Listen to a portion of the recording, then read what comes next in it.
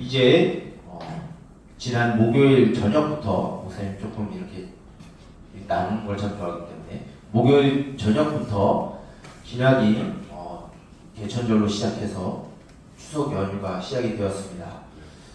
여러분들이 이제 중간고사가 다 끝났잖아요. 이제 여러분들 그 시험 기간 끝나고 이 긴 연휴 동안에 여러분들이 조금 이제 푹 쉬고 또 가정 간에 화목한 시간을 보내고 이 추석 기간 가운데 주님의 은혜 가운데 화목한 가정을 이루기 위해 여러분들 있는 자리에서 열심을 다하길 바라고, 여러분들이 이 추석 연휴 기간에 해야 될 것이 있어요. 무엇일까요? 성경을 묵상해야 합니다. 그러기 위해서 참 목사님이 의도한 건 아닌데 타이밍이 참 절묘한 것 같아요. 10월 마지막에 뭐가 있을까요? 성경 골든벨이 있어요. 여러분들 이 추석 연휴 기간 동안에 여러분들 말씀 묵상하라고 이제 성경 골든벨을 준비하고, 지금까지 봤는데 항상 성경 골든벨은 항상 이제 여자친구들이 다 딴 것 같아요. 남자친구들은 뭐 별로 관심이 없는데 목사님의 내심, 목사님이 남자라서 그런 게 아니라 좀 남자친구들도 좀 열심을 해서 좀 말씀 묵상을 잘 하고 좀 방송도 하고 또 공부해서 이번에 우리 남자친구들도 좋은 결과가 있길 바랍니다. 물론 상을 받기 위해서 하는 게 아니라 목사님이 이렇게 하는 거는 여러분들이 말씀을 조금 더 배우길 원하는 마음이고, 그 말씀 속에서 여러분들이 참된 소망과 기쁨과 쉼을 얻기 위해서, 그것을 발견하기 위해서 이렇게 성경 골든벨이라는 것을 준비하기 때문에 여러분들 물론 다른 것으로도 기쁨을 찾을 수 있고 행복할 수도 있겠지만 여러분 말씀을 볼 때 참된 행복이 있기를 주님의 이름으로 축복합니다. 여러분들 혹시 기안84라고 알아요? 기안84 알아요? 기안84가 목사님이 알기로는 네이버 웹툰 작가로 알고 있어요. 그렇죠? 근데 목사님이 기안84를 알게 된 계기가 뭐냐면 네이버 웹툰을 봐서 그런 게 아니라 어떤 채널인지 기억이 안 나는데 태어난 김에 세계일주라고 하는 이제 프로그램이 있었어요. 목사님이 그거를 뭐 찾아서 본 건 아니지만, 목사님은 굉장히 여러분들이 잘 모르겠지만 목사님은 막 역사 채널, 시사 채널 이런 거 많이 보거든요. 근데 어떻게 하다 그걸 보게 되냐면 목사님 아버지가 이 TV로 이제 세계일주, 태어난 김에 세계일주, 좀 속편으로 태기일주라고 해요. 이 태기일주가 총 시즌 몇 가지 나온 줄 알아요? 시즌 4까지 나왔어요. 시즌 4까지 나오고 지금 종결된 상태인데, 이렇게 어쩌다 보니까 이게 태기일주를 보게 됐어요. 근데 목사님이 태기일주를 보다가 기안84가 기독교인은 아니에요. 교인은 아닌데 굉장히 매력적인 사람이다라는 걸 느꼈어요. 왜 그러냐면 태기일주를 이렇게 일원들하고 이렇게 일동이랑 이렇게 가서 여행을 하는데, 다른 일원들과 다르게 이 기안84라고 하는 사람은 이제 볼리비아도 가고 저기 인도도 가고 마다가스카르도 가고 네팔이랑 이제 티베트 지역에 가서 이렇게 활동하는, 이렇게 여행하는 걸 보니까 너무 현지화가 너무 잘 돼 있는 거예요. 현지 사람이랑 너무 잘 놀아요. 그리고 거기 있는 거 너무 적응을 잘해서 진짜로 막 현지인이랑 뭐 대화는 안 되지만 정말로 친구가 되어가는 모습을 보니까 참 매력적인 사람이다. 물론 이제 목사님은 이제 목회자다 보니까 어떤 가정, 우리 선교사님들도 그렇게 하면 좋겠다는 생각이 있는데, 그것보다도 왜 기안84를 이야기하냐면 기안84가 그런 태기일주를 다 찍죠. 마치 거기에 살아가는 사람처럼 이제 여행을 하고 현지인들과 이제 놀고 어울리고 같이 먹고 같이 자고 하는 모습을 보는데, 목사님이 항상 드는 생각이 뭐냐면 거기에서 마치 현지인들처럼 살아가고 현지인과 잘 어울리고 적응해서 살아가는데 결국은 뭘 하죠? 마지막에 한국으로 돌아오죠. 기안84가 여행을 하지만, 여행을 다니고 현지 적응을 너무 잘 돼 있지만 결국은 그 기안84는 그 땅에 계속 있지 않고 결국은 어떻게 되죠? 한국 땅으로 돌아오죠. 왜 돌아올까요? 돌아와야 그게 방영이 될 거 아니야. 돌아오지 않고 거기 있으면 방영이 안 될 거 아니에요. 그것보다도 일단 기안84의 집이 어디예요? 한국이에요. 한국이니까 결국은 물론 여행을 좋아하는 사람이지만 결국은 자기 집으로 돌아오는 거죠. 그것을 보면서 우리가 어떤 생각을 해야 되냐? 우리가 목사님 세계 여행을 하고 싶나 보다. 하고 싶은 것도 있는데 그것보다 우리가 좀 기억해야 될 게 뭐냐면 우리가 살아가는 이 땅에서의 삶이 마치 그런 여행자의 삶과 같다라는 것을 좀 기억하기 위해서 이렇게 이야기를 하는 겁니다. 기안84가 아무리 그 현지에 적응을 잘하고 여행을 다니고 거기에 있는 현지식을 잘 먹고 현지인들과 잘 어울리지만 결국은 한국으로 돌아와서 한국인의 삶을 살아가듯이 우리도 결국은 우리가 가야 되고 우리가 바라봐야 되고 우리가 소망해야 되는 고향이 있다라는 이야기입니다. 여러분들 추석 연휴 때 물론 대부분의 가족들이 다 여기 서울 근교나 경기도에 많이 갈 거예요. 지방에 내려가는 사람들 많이 없고 오늘도 많은 친구들이 이제 가정 이제 찾아가는 것 때문에 오늘 결석이 좀 많은 것 같은데 다 우리 가정으로 돌아가고 본향을 찾아 돌아갑니다. 그런 것처럼 우리도 예수님을 믿는 우리도 바라봐야 되는 곳, 우리가 소망해야 되는 곳, 우리가 항상 돌아가야 할 한 곳이 있다는 것을 우리는 기억해야 합니다. 곳이 어느 곳이냐? 우리가 항상 바라봐야 되는 곳이 어디냐? 우리는 하나님의 나라, 하나님의 풍속이다라는 것을 우리는 기억해야 합니다. 그것을 가르쳐주고 있는 말씀이 바로 오늘 우리가 읽은 이 베드로전서 1장 1절부터 9절까지의 말씀이에요. 이 말씀을 알기 전에 우리가 지금 이 베드로전서라고 하는 성경을 좀 알 필요가 있는데 베드로전서는 오늘 우리가 읽었던 1장 1절의 말씀을 보면 누가 썼다 그러죠? 예수님의 제자 중에 한 명이었던 사도 시몬 베드로가 이 베드로전서를 썼다라고 하고 있어요. 베드로전서가 있다라는 건 무엇이죠? 베드로 후서가 있다라는 거죠. 그러니까 베드로전서는 사도 베드로가 쓴 첫 번째 편지인 거예요. 그럼 이 편지를 누구한테 보냈느냐? 여러분 성경을 유심히 보면은 오늘 이 편지를 누구에게 보냈는지를 알려주고 있어요. 1절에 이 사도 바울이 어디 썼다고 되어 있죠? 총 5개 지역인데 본도, 갈라디아, 갑바도기아, 아시아, 비두냐 이 5 지역으로 하고 있어요. 이 5 지역은 도시가 아니라 지역이에요. 우리가 지역으로 하게 되면은 충주, 청주 같으면 도시잖아요. 그런데 충청도는 지역 이름이잖아요. 똑같아요. 이 5개는 도시보다는 지역을 의미하게 있어요. 근데 이 5 지역은 어느 곳이냐면은 여러분들 기억을 되살려서 사도행전을 우리가 살펴보면 사도 바울이 원래 어디로 갈 전도 여행을 2차 전도 여행을 떠났는데 사도 바울이 어디로 가려고 했었는지 여러분들 기억하고 있어요?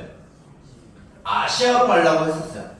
그 아시아가 어디냐? 바로 이 사도 베드로가 말하고 있는 이 5 지역이 바로 사도 바울이 원래 가고자 했었던 아시아의 지역이에요. 그런데 하나님이 이방인의 사도로 바울을 세웠기 때문에 바울은 저 마게도냐와 아가야로 갔죠. 그러면 교회가 유럽에만 갔느냐? 그게 아니라 이미 다른 지역에도 예수님을 믿고 있는 사람들이 있었어요. 바로 오늘 베드로가 편지를 쓰고 있고 그 편지를 읽고 있는 사람들, 즉 본도와 갈라디아와 갑바도기아와 아시아와 비두니아 이 5 지역에 이미 교회들이 세워졌고 굉장히 많은 그리스도인들이 여기 있었어요. 그 사람들에게 이제 편지를 쓴 것이고 그 사람들이 편지를 읽고 있었어요. 그러면 그 사람들의 상황은 어땠냐면은 이 시기가 어느 때 시기냐면 여러분들이 조금 이제 세계사적인 걸 들어보면은 로마 황제 중에 가장 미치광이 황제가 한 명 있었어요. 누굴까요? 네로라고 하는 황제가 무엇을 하냐면 로마에 불을 질러요. 그리고 그것의 목표를 타겟을 정하는데 로마에 불을 지르는 게 기독교인이다라고 하고 그때서부터 본격적인 박해가 시작이 되는데 그 전에 이미 교회는 지역사회로부터 배척을 받고 차별을 받고 핍박과 박해를 당하고 불이익과 손해를 당했던 집단이 바로 교회예요. 그런 교회들을 향해서 사도 베드로가 그 교회들을 향해서 쓴 편지가 바로 베드로전서라는 거예요.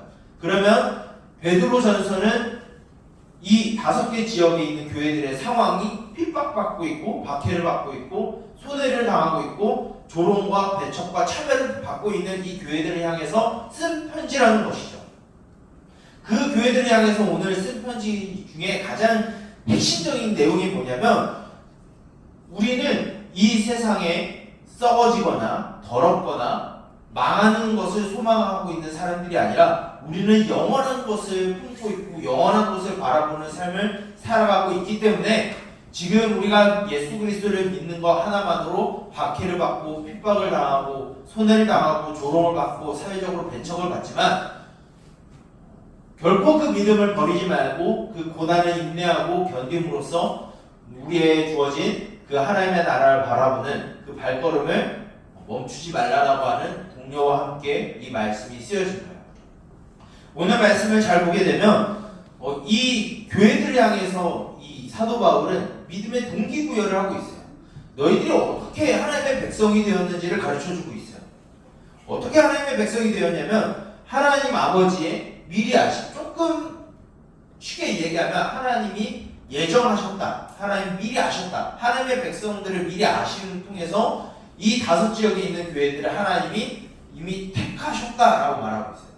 그리고 택하신 이들을 통해서 어떻게 하시냐? 성령을 통해 그들을 거룩하게 하셨다. 거룩하게 했다는 건 뭐냐면 구별하고 성별했다는 거예요. 그러니까 세상과 다른 정체성과 세상 속에서 가장 깨끗한 이런 사람들로 보배로서 성령을 통해서 거룩하게 하셨다라고 말하고 있어요. 그리고 또 세 번째는 뭐냐면 예수님의 십자가의 보혈을 통해서 예수님의 통치 안에 순종하게 하고 죄사함을 얻기 위해서 어떻게 하셨다? 택하셨다라고 말하고 있어요.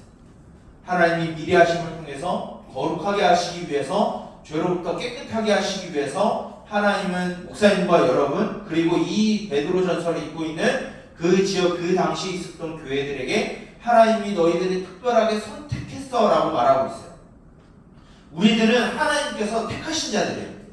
우리가 어떤 노력과 수고와 행위를 통해서 하나님이 너 좀 착하네 너 내 아들로 해줄게 이게 아니라 그냥 우리가 갖고 있는 생명 그 존재 자체만으로 하나님이 우리를 자신의 백성으로 택하셨고 자녀로 삼아주셨다는 거예요. 그리고 그것으로 끝나는 것이냐? 그게 아니라 우리들에게 약속한 게 있는데 그것이 무엇이냐면 그 하나님과 함께 살아가게 된 하나님의 나라를 우리에게 약속하셨다는 거예요. 그 하나님의 나라가 어떤 곳이냐? 오늘 말씀을 보게 되면 4절에 썩지 않고 더럽지 않고 쇠하지 않는다라는 건 망하지 않는다라는 거예요. 사라지지 않는다는 거예요. 소멸하지 않는다는 거예요. 여러분들 음식을 오랫동안 상온에 내버려두면 어떻게 되죠? 썩고 상하죠. 먹을 수 있어요? 못 먹어요. 먹으면 큰 질병에 걸려요. 더러운 걸 더러운 것을 여러분들이 갖고 싶어요? 아마 갖고 싶지 않을 거예요. 그런 우리가 하나님께로 받은 것은 그런 이 세상에 헛된 것이 아니라 가장 소중한 것을 우리에게 주셨고 그것은 영원한 생명이라는 거예요. 여러분 우리가 이 땅에 살아가면서 많은 사람들은 영원한 것을 발견하지 못하고 지금 당장 내 눈앞에 보이는 것을 쫓아가는 게 우리가 살아가는 이 세상에 하나님을 믿지 않는 사람들의 전형적인 모습이에요. 많은 사람들은 돈을 보기 위해 따라가요.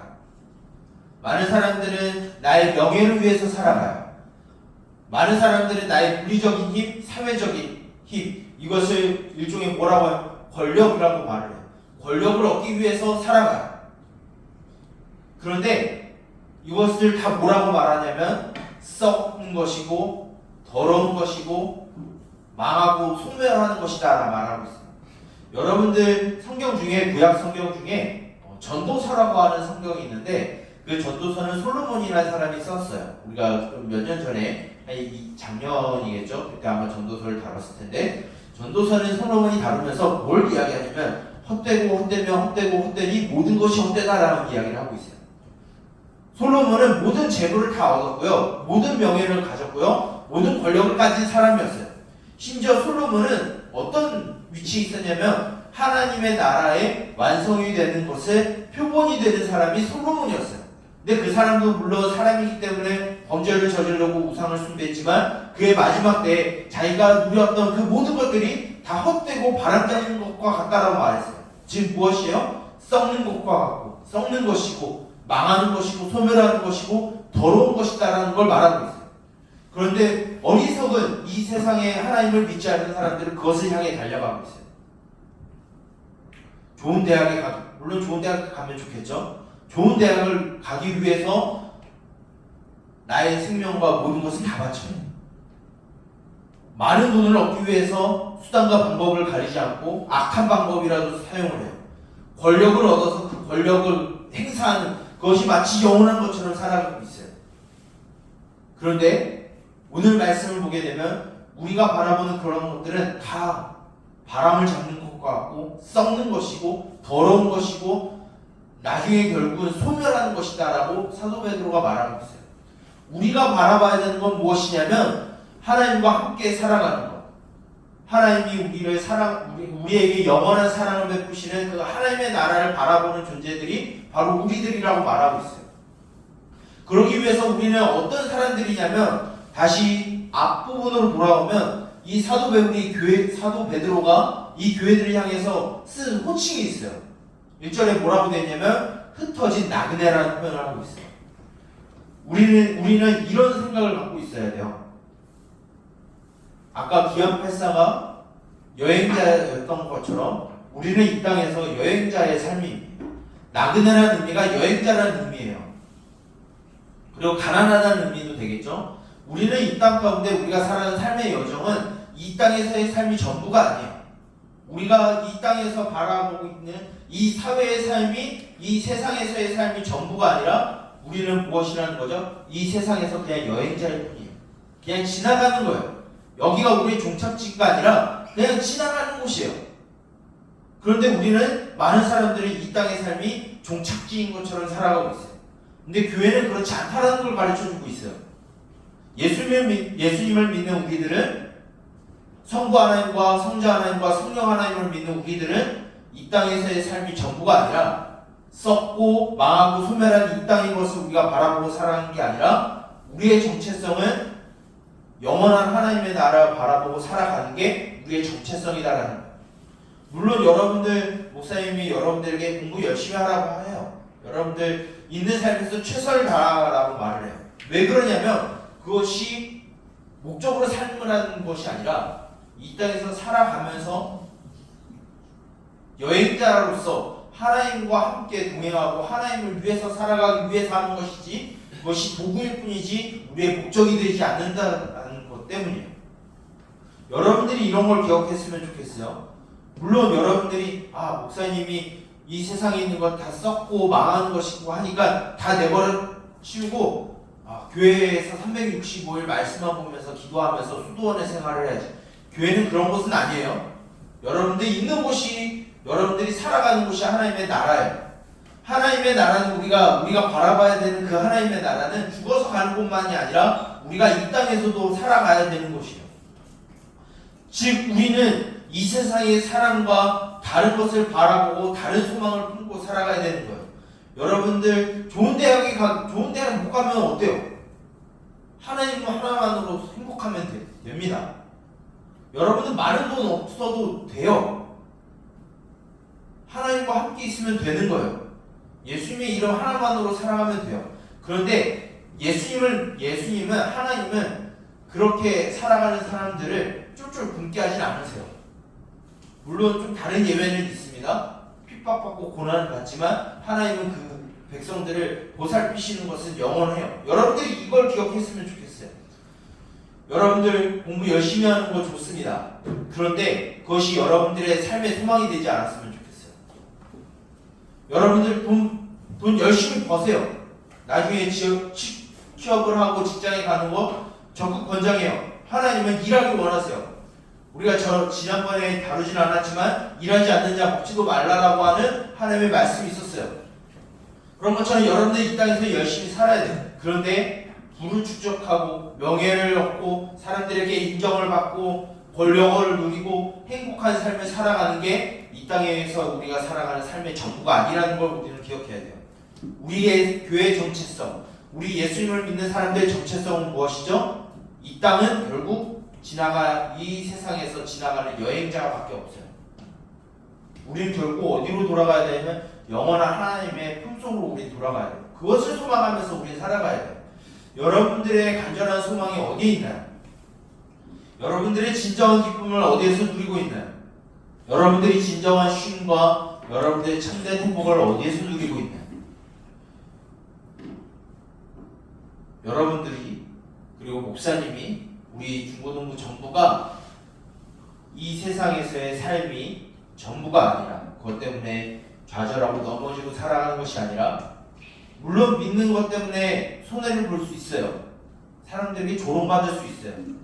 세상의 흐름에 따라가지 못한다라고 손가락질 받을 수 있어요. 물론 교회는 세상을 앞서가야 되긴 합니다. 그런데 여러분들이 그런 조롱과 핍박과 불이익을 받는다라고 해서 그러면 이 세상이 요구한 대로 살아가야지, 그런 삶이 아니라 여러분들의 삶의 발걸음은 이 세상에 썩어지고 망하는 소멸하는 이것에 안주하며 살아가는 게 아니라 영원한 것을 바라보고 영원한 하나님과 함께 사귀며 살아가고 그 하나님 안에서 참된 기쁨과 안식을 발견하고 경험하는 삶을 살아가기에 주님의 이름으로 축복합니다.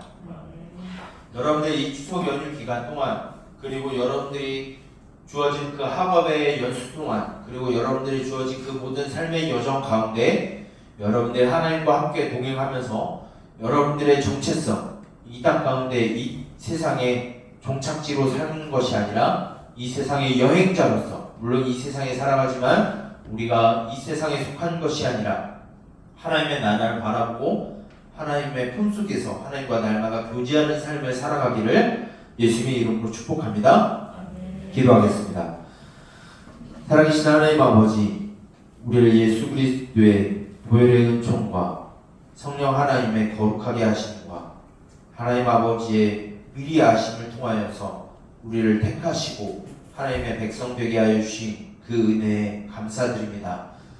그러나 우리가 이 땅에서의 삶을 살아가나 우리가 바라봐야 될 곳, 우리의 발걸음이 이 세상에 썩어지고 망하여지고 더러운 것에 우리가 안주하며 그것을 우리의 삶의 목적으로 살아가는 것이 아니라 여행자로서 그런 것들을 모두 우리가 경험하겠지만 그것을 우리가 목적으로 두지 아니하고 삶의 이유로 두지 아니하고 살아가게 하여 주시옵소서. 오직 우리와 함께 하시고 우리를 포기하지 아니하시는 주님과 함께 동행하게 하여 주시고 비록 이 땅에서의 삶 가운데 우리가 어려움을 당하고 또한 불이익을 당하고 또한 핍박을 당하고 조롱을 받는다 할지라도 하나님을 믿는 그 믿음 하나만으로 살아가게 하여 주시고 날마다 주님과 교제하며 주님과의 사귐 가운데 살아가게 하여 주시옵소서. 이제 긴 추석 연휴 가운데 있습니다. 그 모든 가정 가운데 주님과 함께함으로 가정이 화목하게 하여 주시고 또한 그 주님 안에서 쉼을 누리게 하여 주셔서 재충전하는 시간이 있게 하여 주셔서 또한 주님께서 주어진 그 시간 가운데 또한 최선을 다하여 최고의 모습을 보일 수 있도록 우리를 충전시켜 주시옵소서. 주님, 이 시간 이후로부터 주님과 동행하는 삶을 소망하게 하여 주시고 우리 마음 가운데 주님으로 말미암아 참된 기쁨과 안식이 우리 가운데 있게 하여 주시옵소서. 이 모든 것을 예수님의 이름으로 기도드립니다. 아멘.